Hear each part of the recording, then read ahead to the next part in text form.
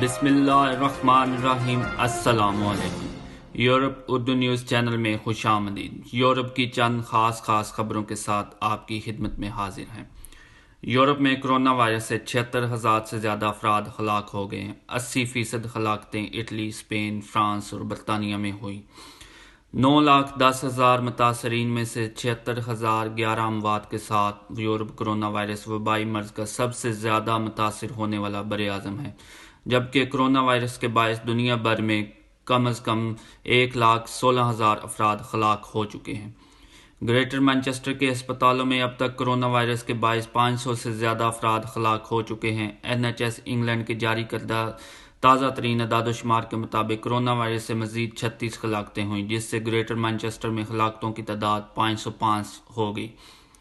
اطالوی وزیر اعظم جوزپے کونتے نے کرونا وائرس لاک ڈاؤن کی وجہ سے متاثرہ کاروباروں کو آگے بڑھانے کے لیے ملک کے لیے 400 بلین یوروز کے ایک تازہ امدادی پیکج کا اعلان کیا ہے۔ اس رقم سے ملک میں کاروباری اداروں کو قرضوں کی ضمانت دی جا سکے گی، جس میں چھوٹے کاروباروں کے لیے 90 سے 100% قرضے، بڑی کمپنیوں کے لیے 70 سے 80% کے قرضے دیے جائیں گے، جبکہ ورک ٹیکس کو بھی اگلے 2 ماہ کے لیے معطل کر دیا جائے گا۔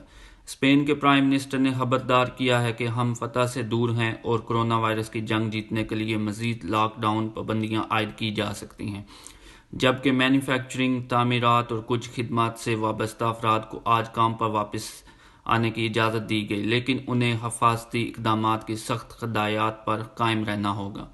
انہوں نے مزید کہا کہ معمول زندگی میں واپسی پر پابندیوں کو احتیاط کے ساتھ اٹھایا جائے گا، تاہم سینچیز نے تصدیق کی ہے کہ فی الحال لاک ڈاؤن پابندیوں کو برقرار رکھا جائے گا۔